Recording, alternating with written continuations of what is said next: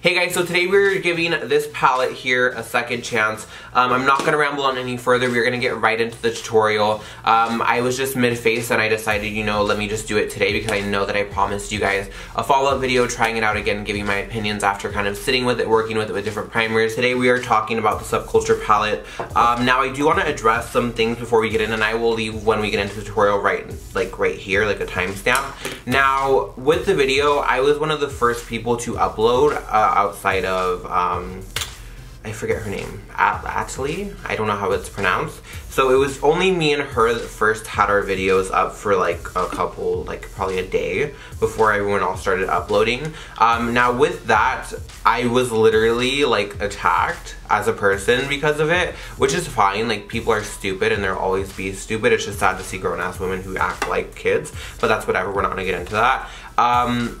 But once everyone else's reviews started to come out seeing that they were having the same issues I was kind of relieved, because I almost started to second guess myself too. Now, I haven't watched anyone else's review just because I'm not really a fan of overly like negative and like bashing things. It honestly makes me uncomfortable. So I haven't really watched anyone else's reviews on it. You know, the like thumbnails, and that says it as its own, and I've seen that a lot of, like, it's just been a big, like, internet thing.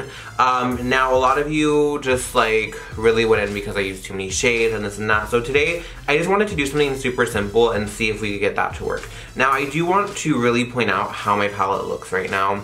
And I have tried it out, literally just tried out one eye, one other time outside of this. And I do want to insert a close-up showing you how busted and, like, how used the shadows look. Because honestly, especially the All-Star shade, and I'm not even talking about it being dirty because that's me, but I mean how the shadows are like, look like you've been using it for like 2 months now. Not even like my shadows that I've been using forever, not even my Jaclyn Hill palette looks like this. That's a bit of a deal breaker for me. I have seen that the formula is different of this palette, but I just don't want to do a simple eye look today. For those of you who might have bought the palette and still want to keep it and don't want to return it, or maybe you're not able to return it, I still want to do a simple look for everyone who can do like an everyday look. So first I'm gonna go into Dawn right here, and again, like, the fallout's like literally in my face. Like, okay, so here we go, and you see how much it is. So I'm kind of scared fallout wise, but we're just gonna go into it, and I'm going with an open mind because honestly, like, I'm really tired of just all the negativity, and I promise, like, I love Anastasia to my core, and I'm probably one of like the cult Anastasia lovers who, if I was seeing this, I'd be like, really, girl, like, it's not working, or is it just you? I wouldn't comment that obviously because I was raised right, but that's just me. But yeah, so I just kind of want to give it a second chance and come on camera just to really go through everything with an open mind. I'm using this Dawn shade, which I never had an issue with. It is a nice shade, especially for maybe people who are more on the fair side and want a transition shade that's not really going to overwhelm or alter a look too much. Because sometimes when shades are too warm or too cool, it really changes the look. And you might not want a transition shade to alter, but you just want something kind of as a background for all your other shadows, if that makes sense.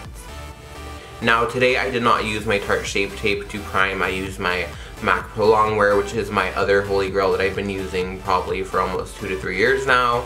So people can stop freaking out that I use Shape Tape just like everyone else does, but I, you know, gotta give it the benefit of the doubt. Now from there, I mean, I'm gonna go in with Roxy.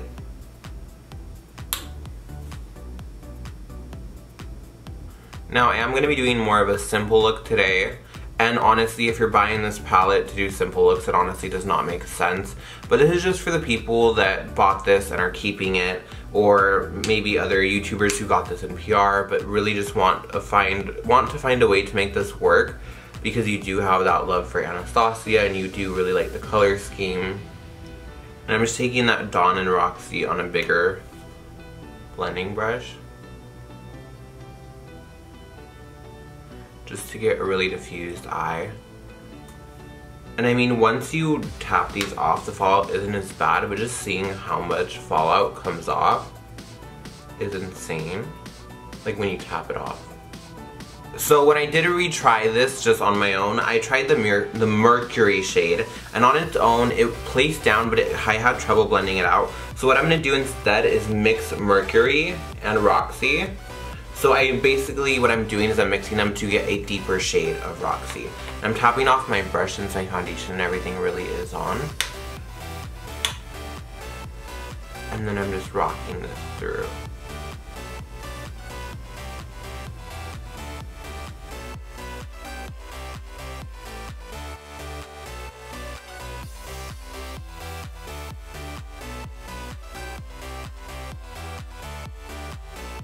And then when that color gets patchy, I kind of just take more Roxy to really diffuse it, and if anything, really blend over it, just because at this point, like, it's just, you gotta do what you gotta do.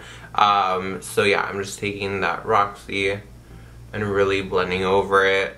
Now I know there are a few people who actually make this palette work, and that's great for them, but like if the usual people who do bomb eyeshadows can't really get it to work easily, then I don't really understand the point of buying a palette that you're gonna have to relearn eyeshadow to work with. That's just me. Like, sometimes there's just duds in certain lines, and that's just what happens. Like, it's life. Like MAC. I love MAC to my core. Like, I just love MAC no matter what. But of course, there's a lot of things that I know that I can't use or can't wear because it breaks me out, or it's not effective, or maybe not made for my skin type. This eyeshadow palette just didn't work for me, and that's that. But I did want to come on here and do kind of like more of a simple look and give it the benefit of the doubt. It's not really turning out the way that I would normally want it to, but at the same time, we're giving it a chance. I'm taking a flatter brush and wetting it with my Too Faced Hangover Spray. And I'm going into the shade Cube, and the shade Cube looks a lot darker in my palette because all the fallout has kind of fallen onto it. And I can notice that this is a little bit more of a powdery duochrome. And what's happening is, because my brush is wet, it's getting a film on top, which with other foiled shades wouldn't really happen, but since it is powdery, it is. And as you can see, it is very duochrome. I don't know if it's showing up all the way pink on camera the way it is in front of my face, but it is very pink and it is very nice. It just looks a little bit more on the chalky side, which is unfortunate, but I'm just being honest because honesty gets you a lot farther than kissing ass, and that's for sure. So that shade is actually really pretty. It doesn't look as like metallic, it just looks kind of like a powdery matte that's glowing, which honestly I've never seen before, and I like it. I dig it, and it's full coverage. It really covered the lid and made it a lot lighter. Usually with shades like this you might need a base, and I simply wet my brush and I'm just kind of rocking it up through the crease. And then I'm going back in with my brush with a little bit of Roxy on it and just rocking right through. And again, going through the outer bit.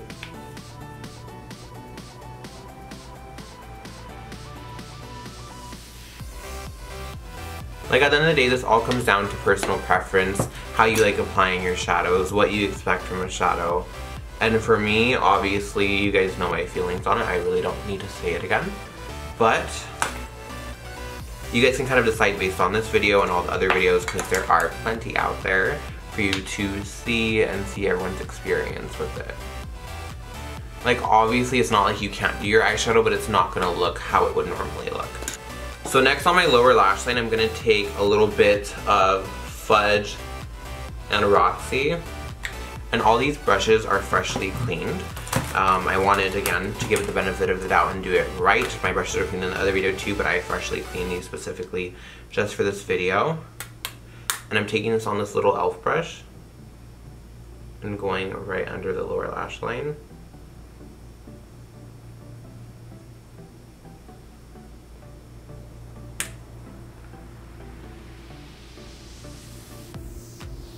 I'm gonna go in with, let's see, where'd my brush go? This is a MAC 217, which is what I've been using, and that Roxy. And you really have to pat out your brush before going in, because honestly it can get very insane very fast. And I do like a grungier lower lash line, so I'm really just going in. I mean, so that's pretty much the eye look. One more thing I'm gonna do is take that cube shade on a pencil brush and highlight the inner corner for a nice little highlight in there.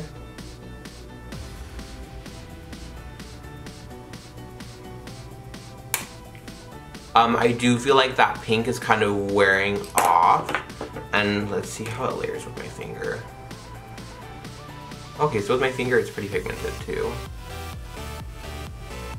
I just feel like it's gotten more on the dull side since I first applied it, and that happens with some shimmers, but I've never really felt a shimmer that is as powdery as this. Now that could be a good or a bad thing. Like, I really like how pigmented and how much this did coat the lid, but at the same time I feel like it would wear off fast, and you could not use it with the glitter glue because of like how powdery it is.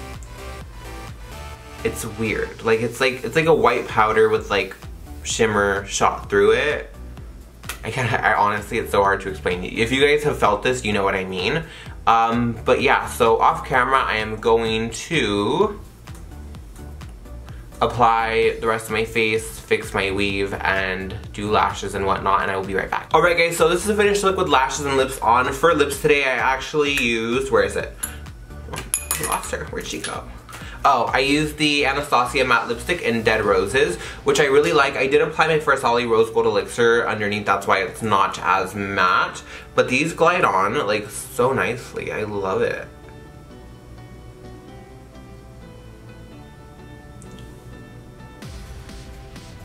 And then my lashes are still drying, that's why you can see lash glue, and I'm honestly not even worried about that because you guys know the struggle.